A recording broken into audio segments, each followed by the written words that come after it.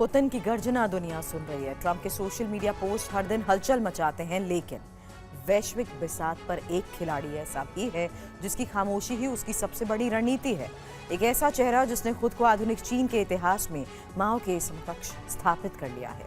वो चौथा और सबसे रहस्यमयी नाम है शी जिनपिंग। 17वीं सदी के साम्राज्यवादी सपनों और 21वीं सदी की तकनीक के साथ क्या ड्रैगन 2026 का ब्लूप्रिंट तैयार कर चुका है?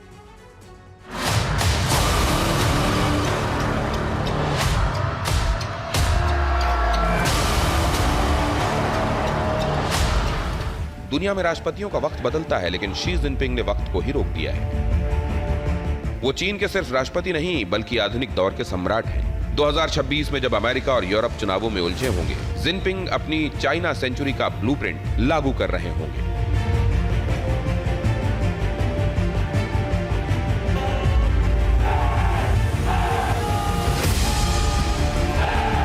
जिनपिंग के किंग बनने का दावा उनकी मिलिट्री और इकोनॉमिक ताकत है।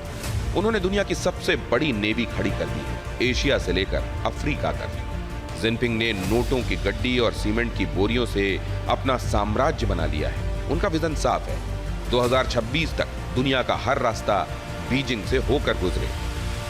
शी जिनपिंग की कहानी सिर्फ ताकत की नहीं, खौफ की है। माओ से तुंग के बाद चीन ने इतना ताकतवर नेता नहीं देखा। उनकी सबसे बड़ी ताकत है उनकी अनिश्चितता। वो दुनिया को यह नहीं बताते कि वो क्या सोच रहे हैं, वो बस कर गुजरते हैं। 2026 में अगर जिनपिंग किंग बनते हैं तो यह जीत लोकतंत्र की नहीं बल्कि एक ऐसे सर्विलांस स्टेट की होगी जहां इंसान की कीमत सिस्टम से कम है। जिनपिंग का सपना साफ है, वो अमेरिका को पछाड़कर चीन को नंबर 1 बनाना चाहते हैं, चाहे उसकी कोई भी कीमत चुकानी पड़े। लेकिन इस रेड एम्परर का एक काला सच भी है। जिनपिंग वो कंट्रोल फ्रीक हैं जो अपनी जनता की सांसों पर भी पहरा रखते हैं। शिनजियांग में मानवाधिकारों का हनन हो या विरोधियों का सफाया, जिनपिंग के लिए सत्ता बनाए रखने के लिए हर जायज और नाजायज तरीका सही है। वो अपने देश को एक डिजिटल जेल में बदल चुके हैं। जिनपिंग की ताकत का अंदाजा उनके इस बयान से लगाइए जो उन्होंने जुलाई 2021 में कम्युनिस्ट पार्टी के 100 साल पूरे होने पर पश्चिम को चेतावनी देते हुए दिया था। जो भी चीन को आंख दिखाएगा उसका सिर 1.4 अरब लोगों की लोहे की दीवार से टकराकर चकनाचूर हो जाएगा। शी जिनपिंग पुतिन से ज्यादा खतरनाक हैं क्योंकि उनके पास पैसा और पेशेंस दोनों है। उन्होंने संविधान बदल दिया है ताकि वो ताउम्र राष्ट्रपति रह सकें। 2026 तक उनका फोकस ताइवान पर कब्जा करना और डॉलर को रिप्लेस करना होगा। वो दुनिया को अपनी शर्तों पर चलाना चाहते हैं। मैं नहीं मानता पुतिन खतरनाक है, क्योंकि पुतिन ने जो हमला किया है यूक्रेन के ऊपर, उसने रूस की रक्षा के लिए किया है। उसने साफ साफ एक चीज़ कही थी कि अगर नेटो मेरे द्वार तक आया तो मैं स्वीकार नहीं करूँगा।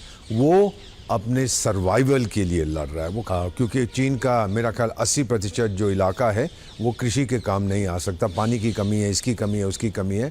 तो हाँ, ये जिनपिंग खतरनाक है।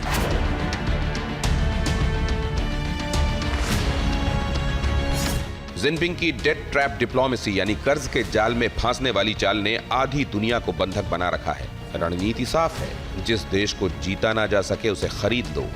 देखिए कैसे चीनी कर्ज ने देशों की संप्रभुता को गिरवी रख लिया है। सबसे पहले पाकिस्तान, जिसे चीन ने सदाबहार दोस्त नहीं बल्कि सदाबहार कर्जदार बना दिया है। 60 अरब डॉलर के प्रोजेक्ट के बदले चीन ने ग्वादर पोर्ट पर कब्जा जमा लिया है। आज पाकिस्तान अपनी मर्जी से एक ईंट भी नहीं हिला सकता।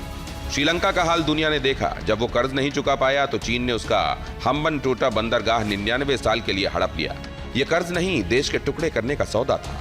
हिंद महासागर में मालदीव अब चीन की नई चौकी बन रहा है। भारी कर्ज के बदले चीन वहां अपनी सैन्य मौजूदगी और सर्विलांस सिस्टम बढ़ा रहा है जो सीधे भारत के लिए खतरा है। और अफ्रीका के जिबूती में तो चीन ने कर्ज देकर अपना पहला विदेशी मिलिट्री बेस ही बना लिया, यानी पैसा फेंका और सेना तैनात कर दी। यही जिनपिंग का मास्टर प्लान है। अमेरिका और रूस मिसाइलों पर खरबों खर्च कर रहे हैं, जबकि जिनपिंग चेक बुक से दुनिया जीत रहे हैं। 2026 में जब पश्चिमी देश युद्ध की थकान से जूझ रहे होंगे, चीन इन कर्जदार देशों के संसाधनों को चूस रहा होगा। वो लड़कर नहीं बल्कि देशों को खरीद कर किंग बनना चाहता है। ये जो पैसा खर्च कर रहा है, दूसरे देशों को देता है, कभी ऋण देता है, कभी ये करता है, वो करता है, तो चीन जितने मर्जी पैसे दे, यहाँ तो ये देश लौटाएंगे नहीं। इन्फ्लुएंस का ये मतलब होता है कि आपने मान लीजिए इस देश को पैसे दिए, फिर आप उस देश को कहते हैं अब ये कर, वो नहीं करेगा तो आप क्या करेंगे? तो इन्फ्लुएंस जो है ये बड़ी एक ऐसी चीज़ है जिसके ऊपर उंगली रखना बहुत मुश्किल, बहुत बुरी तरह से फंस गया है। लोग डेट ट्रैप की बात करते हैं, चीन फंस गया है क्रेडिट ट्रैप में। उसने इतना पैसा इन देशों को दिया है कि अब इसको वापस नहीं मिलेगा, क्योंकि वहाँ की जो आर्थिक स्थिति है चीन की कमज़ोर हो रही है, प्रॉपर्टी मार्केट क्रैश कर गया, फाइनेंशियल इंस्टीट्यूशंस कमज़ोर हैं।